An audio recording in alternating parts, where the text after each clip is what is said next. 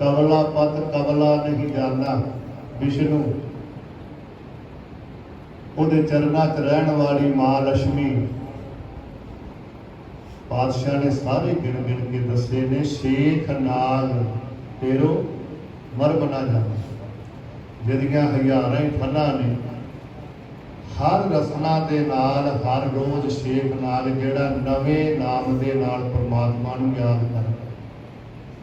ਪਰ ਪਾਤਸ਼ਾਹ ਕਹਿੰਦੇ ਨੇ हे ਵਾਹਿਗੁਰੂ ਤੂੰ ਇੰਨਾ ਵੱਡਾ ਹੈ ਵੀ ਇੰਨੀ ਬੰਦਗੀ ਕਰਨ ਵਾਲੇ ਵੀ ਤੇਰਾ ਅੰਤ ਨਹੀਂ ਪਾ ਸਕੇ, ਤੂੰ ਕਿੰਨਾ ਕੁ ਵੱਡਾ ਹੈ। ਸ਼ੇਖ ਨਾਗ ਤੇਰੋ ਮਰਮ ਨਾ ਜਾਣਾ, ਉਹ ਇੰਨਾ ਵੱਡਾ ਹੈ। ਕਿਉਂਕਿ ਵੱਡੇ ਕੀਆਂ ਵਡਿਆਈਆਂ ਕਿਛ ਕਹਿਣਾ ਕਹਿਣ ਨਾ ਜਾਏ। ਉੱਥੇ ਕੀ ਬਣਦਾ ਹੈ? ਸਤਿਗੁਰ ਵੱਡਾ ਕਰ ਸਾਦਾ ਹੀ ਹੈ ਜਿਸ ਵਿੱਚ ਵੱਡੀਆਂ ਵਡਿਆ, ਉਹਨੂੰ ਵਡਿਆਉਣ ਦੇ ਵਿੱਚ ਹੀ ਸਾਡਾ ਭਲਾ ਹੈ। ਅੰਤ ਉਹਦਾ ਨਾ ਕੋਈ ਪਾ ਸਕਿਆ ਨਾ ਕੋਈ ਪਾ ਸਕੇਗਾ। ਤੁਸੀਂ ਸਰਵਣ ਵੀ ਕੀਤਾ ਸੀ ਨਾ ਕਿ ਕਥ ਕਥ ਕਥੀ ਕੋਟੀ ਕੋਟ ਕੋਟ ਕੀਤਾ ਸੀ ਨਾ ਸਰਵਣ। ਪਾਤਸ਼ਾਹ ਕਹਿੰਦੇ ਅਨੇਕਾਂ ਵੀ ਕਥਾਕਾਰ ਤੇਰੀ ਵਡਿਆਈ, ਤੇਰੀ ਕਥਾ ਕਰੀ ਜਾਣ ਪਰ ਤੇਰੀ ਵਡਿਆਈ ਦਾ ਕੋਈ ਅੰਤ ਨਹੀਂ ਪਾ ਸਕਦਾ। ਕਿਉਂਕਿ ਉਹ ਅਕਥ ਹੈ, ਅਕਥ ਦੀ ਕੋਈ ਕੀ ਕਥਾ ਕਰੇਗਾ। ਇਹ ਤੇ ਜਿੰਨੀ ਉਹਨੇ ਬੁੱਧ ਬਖਸ਼ ਦਿੱਤੀ ਉਹਦੇ ਮੁਤਾਬਕ ਉਹਨੂੰ ਗਾਈ ਜਾਂਦੇ ਨੇ ਸਾਰੇ। ਆਓ ਗੁਰੂ ਕੀ ਬਾਣੀ ਦੇ ਨਾਲ ਜੁੜੀਏ, ਵਿਚਾਰ ਦੇ ਨਾਲ ਜੁੜੀਏ। ਕੱਲ ਆਪਾਂ ਸਾਹਿਬ ਜੀ ਦੀ ਬਾਣੀ ਦੀ ਚੌਥੀ ਪੌੜੀ ਸ਼ਰਵਣ ਕੀਤੀ ਸੀ, ਅੱਜ ਪੰਜਵੀਂ ਪੌੜੀ ਦੀ ਵਿਚਾਰ ਸੰਖੇਪ ਵਿਚਾਰ ਦੇ ਨਾਲ ਜੁੜਨਾ ਕਰੀਏ। ਸਿੱਧ ਕਹਿਣ ਲੱਗੇ ਕਿ हे ਬਾਬਾ ਨਾਨਕ ਜੀ, ਗੁਰੂ ਨਾਨਕ ਜੀ, ਜਿਹਦੇ ਬਾਰੇ ਆਪ ਜੀ ਨੇ ਦੱਸਿਆ ਹੈ ਕਿ ਉਹ ਸਾਹਿਬ ਸੱਚਾ ਹੈ, ਉਹਦੀ ਪਾਤਸ਼ਾਹੀ ਸੱਚੀ ਹੈ, ਜਿਹਦਾ ਨਿਆਂ ਸੱਚਾ ਹੈ, ਜਿਹਦੀ ਬੋਲੀ ਪਿਆਰ ਵਾਲੀ ਹੈ। ਸਾਨੂੰ ਇਹ ਦੱਸੋ ਭਈ ਉਹਨੂੰ ਕਿਸੇ ਨੇ ਰਾਜ ਤਖਤ ਬਖਸ਼ਿਆ ਜਾਂ ਉਹ ਖੁਦ ਹੀ ਮਾਲਕ ਬਣ ਗਿਆ? ਸੰਸਾਰ ਤੇ ਆਪਾਂ ਵੇਖਦੇ ਆ ਨਾ, ਕੋਈ ਸਾਧੂ ਮਹਾਤਮਾ ਉਹ ਜਦੋਂ ਉਹਨੇ ਆਪ ਸੰਸਾਰ ਤੋਂ ਜਾਣਾ ਹੁੰਦਾ ਹੈ ਤੇ ਜਾਣ ਤੋਂ ਪਹਿਲਾਂ ਉਹ ਕਿਸੇ ਇੱਕ ਚੇਲੇ ਨੂੰ ਆਪਣੀ ਗੱਦੀ ਦਾ ਵਾਰਸ ਬਣਾਉਂਦਾ ਹੈ ਵੀ ਅੱਜ ਤੋਂ ਤੂੰ ਇਹ ਸੰਪਰਦਾ ਸੰਭਾਲਣੀ ਹੈ, ਡੇਰਾ ਸੰਭਾਲਣਾ ਹੈ। हे ਗੁਰੂ ਨਾਨਕ ਜੀ, ਇਹ ਦੱਸੋ ਭਈ ਉਸ ਵਾਹਿਗੁਰੂ ਨੂੰ ਕਿਸੇ ਨੇ ਥਾਪਿਆ ਹੈ, ਸਥਾਪਨਾ ਕੀਤੀ ਹੈ ਉਹਦੀ, ਉਹਨੂੰ ਕਿਸੇ ਨੇ ਪੈਦਾ ਕੀਤਾ ਤੇ ਜਾਂ ਉਹ ਜਿਹੜਾ ਵਾਹਿਗੁਰੂ ਹੈ ਉਹ ਮਾਇਆ ਦੇ ਤਹਿਤ ਹੈ ਜਾਂ ਮਾਇਆ ਤੋਂ ਰਹਿਤ ਹੈ?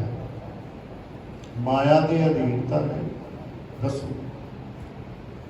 ਤੇ ਸਾਹਿਬ ਕਹਿੰਦੇ ਨੇ ਉਹ ਵਾਹਿਗੁਰੂ ਇੰਨਾ ਵੱਡਾ ਹੈ, ਉਹ ਤੇ ਅਜੂਨੀ ਸਾਹਿਬ ਹਨ। ਸਾਹਿਬ ਕਹਿੰਦੇ ਨੇ ਥਾਪਿਆ ਨਾ ਜਾਏ, ਸਿੱਧੋ ਉਸ ਵਾਹਿਗੁਰੂ ਨੂੰ ਕਿਸੇ ਨੇ ਥਾਪਿਆ ਨਹੀਂ, ਖੁਦ ਤੋਂ ਪ੍ਰਗਟ ਹੋਇਆ।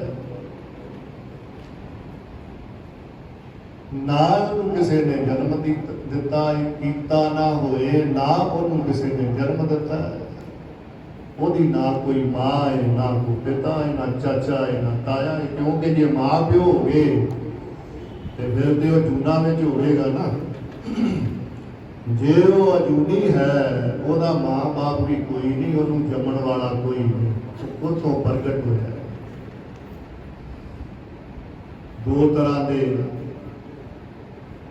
ਪਿਤਾ ਹੁੰਦੇ ਨੇ ਜਾਂ ਬੱਚੇ ਹੁੰਦੇ ਨੇ, ਕਹਿ ਲਓ। ਪਾਤਸ਼ਾਹ ਕਹਿੰਦੇ ਇੱਕ ਤੇ ਹੁੰਦਾ ਨਾਦੀ ਪੁੱਤ ਤੇ ਇੱਕ ਹੁੰਦਾ ਬਿੰਦੀ ਪੁੱਤ।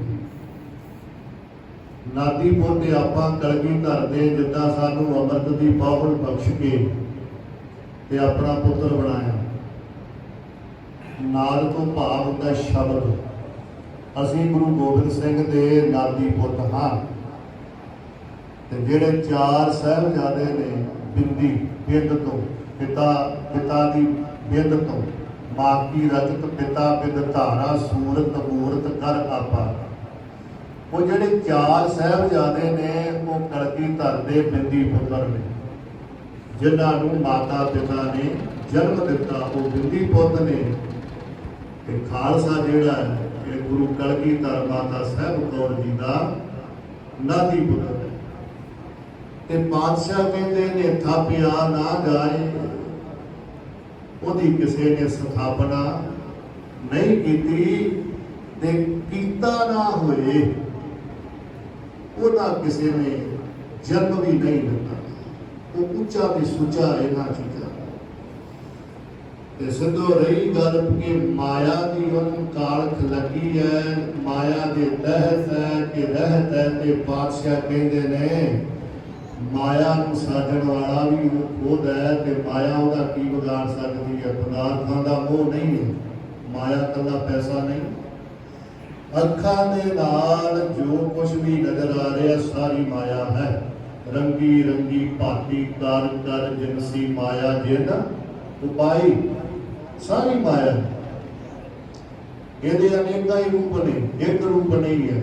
ਇਹ ਕਿਸੇ ਰੂਪ ਵਿੱਚ ਵੀ ਇਨਸਾਨ ਨੂੰ ਠੱਗਦੀ ਹੈ, ਕਿਸੇ ਨੂੰ ਪੈਸੇ ਰੂਪ ਦੇ ਵਿੱਚ ਭਰਮਾਉਂਦੀ ਹੈ, ਕਿਸੇ ਨੂੰ ਪਤਨੀ ਰੂਪ ਵਿੱਚ ਭਰਮਾਉਂਦੀ ਹੈ, ਕਿਸੇ ਨੂੰ ਬੱਚਿਆਂ ਦੇ ਰੂਪ ਵਿੱਚ ਭਰਮਾਉਂਦੀ ਹੈ, ਕਿਸੇ ਨੂੰ ਰਾਜ ਤਖਤ ਦੀ ਲਾਲਸਾ ਵਿੱਚੋਂ ਭਰਮਾ ਦਿੰਦੀ ਹੈ। ਤੇ ਪਾਤਸ਼ਾਹ ਕਹਿੰਦੇ ਨੇ ਪਰ ਉਹ ਵਾਹਿਗੁਰੂ ਜਿਹੜਾ ਏ ਆਪੇ ਆਪ ਨਿਰੰਜਨ ਸੋਏ। ਨਿਰ ਅੰਜਨ, ਅੰਜਨ ਕਹਿੰਦੇ ਨੇ ਸੁਰਮੇ ਨੂੰ, ਤੇ ਸੁਰਮਾ ਕਾਲਾ ਹੁੰਦਾ ਹੈ ਜੀ, ਤੇ ਕਾਲੇ ਰੰਗ ਦਾ ਦਾਗ ਲੱਗਦਾ ਇਨਸਾਨ, ਦਾਗ ਵੀ ਕਾਲਾ, ਸੁਰਮਾ ਵੀ ਕਾਲਾ। ਪਰ ਉਹ ਪਾਤਸ਼ਾਹ ਜਿਹੜਾ ਨਿਰ ਰਹਿਤ ਅੰਜਨ, ਕਾਲਕ ਤੋਂ ਰਹਿਤ ਹੈ। ਸਿੱਧੋ ਮਾਇਆ ਉਹਨੂੰ ਪਰਵਾਹ ਨਹੀਂ ਸਕਦੀ, ਉਹ ਉੱਚਾ ਤੇ ਸੁੱਚਾ ਹੈ। ਆਪੇ ਆਪ ਨਿਰੰਜਨ ਸੋਏ। ਤੇ ਫਿਰ ਪਾਤਸ਼ਾਹ ਜਿਹੜਾ ਕਾਲਕ ਤੋਂ ਰਹਿਤ ਵਾਹਿਗੁਰੂ ਹੈ, ਜਿਹਨੂੰ ਕਿਸੇ ਨੇ ਥਾਪਿਆ ਨਹੀਂ, ਜਿਹਨੂੰ ਕਿਸੇ ਨੇ ਪੈਦਾ ਨਹੀਂ ਕੀਤਾ, ਜੇ ਕੋਈ ਉਹਨੂੰ ਸਿਮਰੇ, ਉਹਦੀ ਸੇਵਾ ਦੇ ਵਿੱਚ ਜੁੜੇ ਤੇ ਮਿਲਦਾ ਕੀ ਹੈ। ਤੇ ਪਾਤਸ਼ਾਹ ਕਹਿੰਦੇ ਨੇ ਜਿਨ ਸੇਵਿਆ ਤਿਨ ਪਾਇਆ ਮਾਨ। ਜਿਹੜਾ ਉਹਨੂੰ ਸਿਮਰਦਾ ਏ, ਜਿਹੜਾ ਉਹਦੀ ਸੇਵਾ ਵਿੱਚ ਲੱਗਦਾ ਏ, ਤੇ ਉਹਨੂੰ ਮਾਣ ਪ੍ਰਾਪਤ ਹੁੰਦਾ ਹੈ, ਵੱਡੀ ਅਹੁਦੀ ਪ੍ਰਾਪਤ ਹੁੰਦੀ ਹੈ। ਆਮ ਤੌਰ ਤੇ ਸਰਕਾਰੀ ਕੋਈ ਨੌਕਰੀ ਲੈਣੀ ਹੈ ਤੇ ਪੜ੍ਹਾਈ ਚਾਹੀਦੀ ਹੈ, ਡਿਗਰੀ ਚਾਹੀਦੀ ਹੈ, ਉਮਰ ਰੱਖੀ ਹੋਈ ਹੈ ਉਹਦੀ ਵੀ 18 ਸਾਲ ਜਾਂ 20 ਸਾਲ ਜਾਂ 22 ਸਾਲ, ਠੀਕ ਹੈ ਨਾ। ਪਰ ਪਰਮੇਸ਼ਰ ਦੀ ਸੇਵਾ ਵਿੱਚ ਜੁੜਨ ਵਾਸਤੇ, ਉਹਦੀ ਭਗਤੀ ਵਿੱਚ ਜੁੜਨ ਵਾਸਤੇ ਨਾ ਕੋਈ ਉਮਰ ਦੀ ਲੋੜ ਹੈ, ਨਾ ਕੋਈ ਪੜ੍ਹਾਈ ਦੀ ਲੋੜ ਹੈ, ਨਾ ਕੋਈ ਹੋਰ ਕਿਸੇ ਚੀਜ਼ ਸਿਆਣਪ ਦੀ ਲੋੜ ਹੈ। ਸਾਹਿਬ ਕਹਿੰਦੇ ਜੋ ਜੋ ਪ੍ਰਾਣੀ ਗੋਬਿੰਦ ਧਿਆਵੈ, ਪੜ੍ਹਿਆ ਅਣ ਪੜ੍ਹਿਆ ਪਰਮਗਤ ਪਾਵੈ। ਇੱਥੇ ਤੇ 5 ਸਾਲ ਦਾ ਧਰੂ, 5 ਬਰਖ ਕੋ ਅਨਾਥ ਧਰੂ ਬਾਰਕ, ਹਰ ਸਿਮਰਤ ਅਮਰ ਅਟਾਰੇ। ਸਿੱਧੋ 5 ਸਾਲ ਦਾ ਧਰੂ ਹੈ ਤੇ ਉਹਨੇ ਵਾਹਿਗੁਰੂ ਦੀ ਯਾਦ ਦੇ ਨਾਲ ਜੁੜਨਾ ਕੀਤਾ ਆਰੰਭ। ਤੇ ਪਰਮਾਤਮਾ ਨੇ ਐਸੀਆਂ ਬਖਸ਼ਿਸ਼ਾਂ ਦੇ ਕੇ ਨਿਹਾਲ ਕੀਤਾ ਹੈ। ਆਸਮਾਨ ਦੇ ਵਿੱਚ ਇੱਕ ਤਾਰਾ ਚਮਕਦਾ, ਧਰੂ ਦੇ ਨਾਂ ਨਾਲ ਜਾਣਿਆ ਜਾਂਦਾ ਹੁੰਦਾ ਹੈ। ਉਹ ਵਾਹਿਗੁਰੂ ਇੰਨਾ ਵੱਡਾ ਹੈ, ਜਿਨ ਸੇਵਿਆ ਤਿਨ ਪਾਇਆ ਮਾਨ, ਉਹਨਾਂ ਨੂੰ ਮਾਣ ਬਖਸ਼ ਦਿੰਦਾ ਹੈ। ਬਾਬੇ ਕਬੀਰ ਸਾਹਿਬ ਦੇ ਕੋਈ ਮੱਥੇ ਲੱਗ ਜਾਂਦਾ ਹੈ ਤੇ ਕਹਿੰਦੇ ਇਹ ਯਾਦ ਦਾ ਜੁਲਾਹਾ ਏ, ਛੋਟੀ ਯਾਦ ਦਾ ਹੈ। ਤੇ ਪੰਡਤ ਮੁਕੰਦਾ ਕਹਿੰਦਾ ਵੀ ਤੂੰ ਮੇਰੇ ਮੱਥੇ ਲੱਗ ਗਿਆ ਤੇ ਮੈਨੂੰ ਫੇਰ ਨਹਾਉਣਾ ਪੈਣਾ, ਮੈਨੂੰ ਫੇਰ ਨਹਾਉਣਾ ਪੈਣਾ, ਤੂੰ ਮੇਰਾ ਜਨਮ ਮੇਰਾ ਧਰਮ ਭ੍ਰਿਸ਼ਟ ਕਰ ਦਿੱਤਾ ਏ। ਪਰ ਸਿੱਧੋ ਜਦੋਂ ਬਾਬੇ ਕਬੀਰ ਨੇ ਉਸ ਸੱਚੇ ਵਾਹਿਗੁਰੂ ਅਕਾਲ ਦੇ ਚਰਨਾਂ ਦੇ ਨਾਲ ਜੁੜਨਾ ਕੀਤਾ, ਉਹਨੂੰ ਸੇਵਨਾ ਕੀਤਾ, ਤੇ ਅੱਜ ਗੁਰਮੁਖੋ ਐਡੀ ਵੱਡੀ ਬਾਬੇ ਕਬੀਰ ਦੀ ਵਡਿਆਈ ਹੈ। ਜਿੱਥੇ ਅਸੀਂ ਧੰਨ ਗੁਰੂ ਨਾਨਕ ਸਾਹਿਬ ਨੂੰ ਮੱਥਾ ਟੇਕਦੇ, ਬਾਬੇ ਕਬੀਰ ਦੇ ਚਰਨਾਂ ਤੇ ਵੀ ਨਮਸਕਾਰਾਂ ਹੋ ਰਹੀਆਂ ਕਿ ਨਹੀਂ। ਇੱਥੇ ਉਮਰਾਂ ਦੀ ਗੱਲ ਨਹੀਂ, ਇੱਥੇ ਤੇ ਪਾਤਸ਼ਾਹ ਸਗੋਂ ਸਾਨੂੰ ਸਮਝਾਉਂਦੇ ਨੇ, ਰਾਮ ਜਪੋ ਜੀ ਐਸੇ ਐਸੇ। ਦੁਨੀਆ ਦੇ ਲੋਕੋ ਰੱਬ ਨੂੰ ਯਾਦ ਕਰਨਾ ਤੇ ਪਤਾ ਕਿੱਦਾਂ ਕਰਨਾ ਹੈ। ਕਹਿੰਦੇ ਰਾਮ ਜਪੋ ਜੀ ਐਸੇ ਐਸੇ, ਧਰੂ ਪ੍ਰਹਿਲਾਦ ਜਪਿਓ ਹਰ ਜੈਸੇ। ਕਹਿੰਦੇ ਜਿਵੇਂ ਧਰੂ ਨੇ, ਜਿਵੇਂ ਪ੍ਰਹਿਲਾਦ ਨੇ ਛੋਟੀ ਉਮਰ ਦੇ ਵਿੱਚ ਉਸ ਮਾਲਕ ਦੇ ਨਾਲ ਜੁੜਨਾ ਕੀਤਾ ਤੇ ਪ੍ਰਮਾਤਮਾ ਨੇ ਉਹਨਾਂ ਨੂੰ ਅਟਲ ਪਦਵੀ ਜਿਹੜੀ ਪ੍ਰਦਾਨ ਕੀਤੀ, ਉਹਦੇ ਨਾਲ ਜੋੜਨ ਦਾ ਇੰਨਾ ਵੱਡਾ ਮਾਣ, ਇੰਨਾ ਵੱਡਾ ਆਦਰ ਪ੍ਰਾਪਤ। ਜਿਨ ਸੇਵਿਆ ਤਿਨ ਪਾਇਆ ਮਾਨ। ਤੇ ਫਿਰ ਕਹਿੰਦੇ ਮਹਾਰਾਜ ਜਿਹਨੂੰ ਸਿਮਰਨ ਦੇ ਨਾਲ ਇੰਨਾ ਮਾਣ ਮਿਲਦਾ ਹੈ ਤੇ ਫਿਰ ਉਹਨੂੰ ਗਾਉਣਾ ਕਿਵੇਂ ਚਾਹੀਦਾ, ਉਹਨੂੰ ਯਾਦ ਕਿਵੇਂ ਕੀਤਾ ਜਾਵੇ। ਤੇ ਪਾਤਸ਼ਾਹ ਕਹਿਣ ਲੱਗੇ, ਨਾਨਕ ਗਾਵੀਐ ਗੁਣੀ ਨਿਧਾਨ। ਉਸ ਮਾਲਕ ਜਿਹੜਾ ਉਹ ਗੁਣਾਂ ਦਾ ਨਿਧਾਨ ਖਜ਼ਾਨਾ ਹੈ, ਉਹਦੀ ਯਾਦ ਦੇ ਨਾਲ ਜੁੜਨਾ ਹੈ। ਤੇ ਕਿਵੇਂ ਜੁੜਨਾ ਹੈ? ਤੇ ਪਾਤਸ਼ਾਹ ਕਹਿੰਦੇ, ਗਾਵੀਐ ਸੁਣੀਐ ਮਨ ਰੱਖੀਐ ਭਾਵੋ। ਕਿ ਜਿਹਨੂੰ ਤੂੰ ਗਾ ਰਿਹਾ ਹੈ, ਜਿਹਨੂੰ ਤੂੰ ਸੁਣ ਰਿਹਾ ਹੈ, ਉਹਨੂੰ ਪਿਆਰ ਦੇ ਨਾਲ ਗਾਉਣਾ ਹੈ ਤੇ ਪਿਆਰ ਦੇ ਨਾਲ ਸੁਣਨਾ ਹੈ। ਜੇ ਬੰਦਾ ਬੈਠਾ ਹੋਇਆ ਤੇ ਤੇਰੇ ਸੁਣੇ ਦਾ ਤੇ ਤੇਰੇ ਗਾਵੇ ਦਾ ਫਾਇਦਾ ਹੀ ਨਹੀਂ। ਮੈਂ ਤੁਹਾਨੂੰ ਬੇਨਤੀ ਕਰਾਂ, ਜਿੰਨਾ ਚਿਰ ਵੀ ਇੱਥੇ ਬੈਠਦੇ ਨੇ 10 ਮਿੰਟ ਬੈਠੋ, 15 ਮਿੰਟ ਬੈਠੋ, ਜੁੜ ਕੇ ਬੈਠਿਆ ਕਰੋ। ਜੇ ਤੁਹਾਨੂੰ ਕੋਈ ਕੰਮ ਹੈ ਬੜਾ ਲਾਜ਼ਮੀ, ਫਿਰ ਮਜਬੂਰ ਹੋ ਕੇ ਬਹਿਣ ਦੀ ਲੋੜ ਨਹੀਂ, ਨਮਸਕਾਰ ਕਰਕੇ ਤੁਸੀਂ ਚਲੇ ਜਾਓ। ਕਈ ਵਾਰੀ ਹੁੰਦਾ ਜੀ ਘਰੇ ਕੰਮ ਹੈ ਤੇ ਇੱਥੇ ਤੁਸੀਂ ਸੋਚਦੇ ਵੀ ਫਲਾਣਾ ਤੇ ਉੱਠਿਆ ਨਹੀਂ, ਜੇ ਮੈਂ ਉੱਠਿਆ ਤੇ ਕਹਿਣਾ ਵੀ ਉੱਠ ਕੇ ਕਿਉਂ ਚਲਿਆ ਗਿਆ। ਤੁਹਾਨੂੰ ਕੋਈ ਬੰਦਿਸ਼ ਨਹੀਂ ਹੈ, ਤੁਹਾਨੂੰ ਬੰਨ ਕੇ ਨਹੀਂ ਬਿਠਾ ਸਕਦੇ। ਤੁਸੀਂ ਆਪਣੀ ਇੱਛਾ ਨਾਲ ਆਏ ਹੋ, ਇੱਛਾ ਨਾਲ ਬੈਠੇ ਹੋ। ਪਰ ਮੇਰੀ ਬੇਨਤੀ ਹੈ, ਜਿੰਨਾ ਚਿਰ ਇੱਥੇ ਬੈਠੇ ਆ ਜੁੜ ਕੇ ਬੈਠਣਾ ਹੈ। ਤੇ ਜੇ ਧਿਆਨ ਹੈ ਵੀ ਦੇਗ ਵਰਤੇ ਦੇਗ ਛਕ ਕੇ ਘਰ ਜਾਣਾ ਜੀ ਕੰਮ ਹੈ, ਉਹ ਨਾ ਤੇ ਤੁਸੀਂ ਘਰ ਦਾ ਕੰਮ ਕਰ ਸਕੇ ਇੱਥੇ ਬੈਠੇ ਤੇ ਨਾ ਆਹ ਕੰਮ ਹੋ ਸਕੇ। ਉਹ ਵੀ ਗਿਆ ਤੇ ਆ ਵੀ ਗਿਆ। ਸਭ ਤੋਂ ਪਹਿਲਾਂ ਪਾਤਸ਼ਾਹ ਕਹਿੰਦੇ ਉਹਨੂੰ ਗਾਉਣਾ ਤੇ ਉਹਨੂੰ ਸੁਣਨਾ ਤੇ ਮਨ ਵਿੱਚ ਉਹਦੇ ਪ੍ਰਤੀ ਪਿਆਰ ਭਾਵ ਪਿਆਰ ਹੋਣਾ ਚਾਹੀਦਾ ਹੈ। ਪਿਆਰ ਦੇ ਵਿੱਚ ਭਿੱਜ ਕੇ ਉਹਨੂੰ ਗਾਵੇਗਾ। ਤੇ ਪਾਤਸ਼ਾਹ ਕਹਿੰਦੇ, ਗਾਵਿਆ ਸੁਣਿਆ ਤਿਨਕਾ ਹਰ ਥਾਈ ਪਾਵੈ। ਜਿਨ ਸਤਿਗੁਰ ਦੀ ਆਗਿਆ ਸਤ ਸਤ ਕਰ ਮਾਨੀ। ਤੇ ਗੁਰੂ ਦੀ ਆਗਿਆ ਹੈ ਵੀ ਗਾਵੀਏ ਸੁਣੀਏ ਮਨ ਰੱਖੀਏ ਭਾਵੋ। ਤੂੰ ਪਿਆਰ ਦੇ ਨਾਲ ਗਾਉਣਾ ਹੈ। ਜੇ ਪਿਆਰ ਦੇ ਵਿੱਚ ਭਿੱਜ ਕੇ ਗਾਵੇਂਗਾ ਤੇ ਤੇਰਾ ਗਾਵਿਆ ਸੁਣਿਆ ਜਿਹੜਾ ਕਿਸੇ ਥਾਂ ਪਵੇਗਾ। ਤੇ ਜਿਨ੍ਹਾਂ ਨੇ ਪਾਤਸ਼ਾਹ ਉਹਨੂੰ ਪਿਆਰ ਦੇ ਨਾਲ ਗਾਵਿਆ ਏ ਤੇ ਉਹਨਾਂ ਨੂੰ ਮਿਲਿਆ ਕੀ? ਤੇ ਸਤਿਗੁਰ ਕਹਿੰਦੇ, ਦੁੱਖ ਪਰ ਹਰ ਸੁਖ ਘਰ ਲੈ ਜਾਏ। ਇੱਥੇ ਕੀ ਲੈਣ ਆਉਂਦੇ ਆ ਜੀ ਸੁਖ? ਦੁੱਖ ਚੰਬੜੇ ਹੋਏ ਸਨ, ਕਿਸੇ ਨੂੰ ਕੋਈ ਕਿਸੇ ਨੂੰ ਕੋਈ।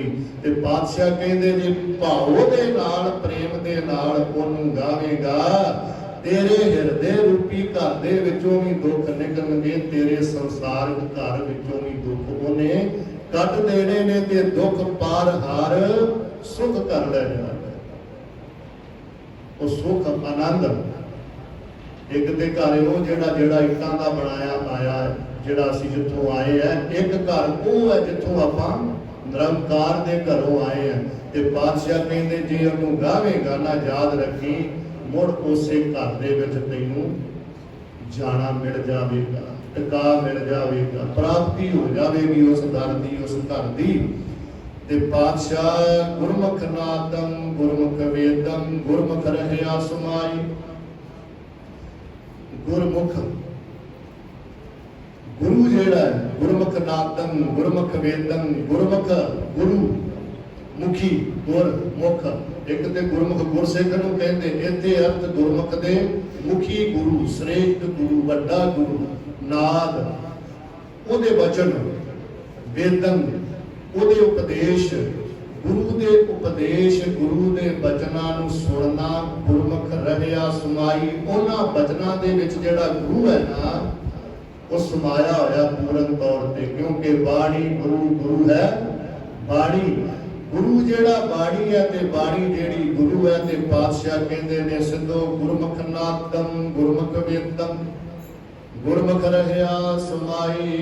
गुरमुख गुरु जेड़ा अपने बचनां दे विच समाया होया अपने उपदेश विच समाया होया है ते पातशाह तुहाडा जेड़ा गुरु समाया होया सारियां दे विच ते असीं ते समझदे आ भी साडे तिन्न ने दूसरे पिछे बेनती कीती आ पर पातशाह कहंदे जेड़ा मेरा गुरु है जेड़ा मेरा एक ओंकार है जिन्हां तिन्नां नूं तुसीं गुरु जां रब जां कुछ मन के बैठे जे ਇਹ ਤਿੰਨਾਂ ਦਾ ਗੁਰੂ ਜਿਹੜਾ ਇੱਕ ਓੰਕਾਰ ਹੈ ਤੇ ਕੀ ਕਹਿੰਦੇ ਕਹਿੰਦੇ ਗੁਰ ਈਸ਼ਰ ਈਸ਼ਰ ਕੌਣ ਹੈ शिव जी महाराज गुर गोरख गो रख विष्णु महाराज गो धरती रख रखिया करने वाला गोरख जेड़ा शिव जी है ना ਇਹਦਾ भी गुरु साडा एक ओंकार है। गुर गोरख जेड़े विष्णु जी ने इन्हां दा भी गुरु जेड़ा साडा एक ओंकार है। ब्रह्मा गुर ये विश्राम भी इदां ही लाउणा है जी। कई पढ़ते ने गुर ईश्वर गुर गोरख ब्रह्मा गुर पार्वती माई। ब्रह्मा गुर ते विश्राम है पार्वती माई वखरा। साडे जेड़ा साडा एक ओंकार है वो शिव जी का भी गुरु है विष्णु का भी गुरु है ब्रह्मा का भी गुरु है ते पार्वती माया पार्वती जेड़ी वो शिव जी की शक्ति है। ई सरस्वती ते सरस्वती जेड़ी ब्रह्मा जी की शक्ति है ते लक्ष्मी जेड़ी है श्री हरि विष्णु जी की शक्ति है। ते पातशाह कहते ने साडे वास्ते या इवें समझ लो कि साडे वास्ते ब्रह्मा साडे वास्ते शिव जी साडे वास्ते विष्णु साडे वास्ते पार्वती साडे वास्ते लक्ष्मी साडे वास्ते सरस्वती जेड़ी है साडा एक अकाल है एक ओंकार साडे वास्ते सारा ही वाहिगुरू है। अच्छा ते पातशाह कोई ओदी वडियाई हो सकती है ओदा कथन किया जा सकता है। ਤੁਸੀਂ ਤੇ ਕਹਿ ਦਿੱਤਾ ਵੀ ਸਾਰਾ ਕੁਝ ਉਹੀ ਹੈ ਤੇ ਸਾਹਿਬ ਕਹਿੰਦੇ ਨੇ ਜੇ ਹਉ ਜਾਣਾ ਸਿੱਧੋ ਜੇ ਮੈਂ ਕੁਝ ਜਾਣਦਾ ਵੀ ਹੋਵਾਂ ਉਹਨਾਂ ਬਾਰੇ ਆਖਾਂ ਨਹੀਂ ਕਹਿ ਨਹੀਂ ਸਕਦਾ ਕਿਉਂ ਕਹਿਣਾ ਕਥਨ ਨਾ ਜਾਈ। ਉਹਦੀ ਵਡਿਆਈ ਕਹਿਣੀ ਔਖੀ ਹੈ।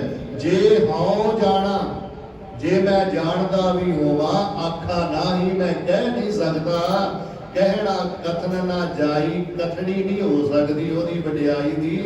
बस एक मेरे गुरु ने मेरे एक ओंकार ने मैनू एक गल जरूर दस दी है केड़ी कि गुरा एक देह बुझाई इनू बुरा एक देह बुझाएगी पढ़ना जी बिंदी नहीं लाउनी जी बुरा नादका दे अर्थ बदल जाएंगे ध्यान रखना है। बुरा पढ़ांगे ते असी पुछ रहे हैं गुरु तो ਤੇ ਜੇ ਬੁਰਾ ਕਹਿ ਦਿੱਤਾ ਤੇ ਅਸੀਂ ਗੁਰੂ ਨੂੰ ਦੱਸ ਰਹੇ ਹਾਂ ਇੰਨਾ ਫਰਕ ਪੈਂਦਾ।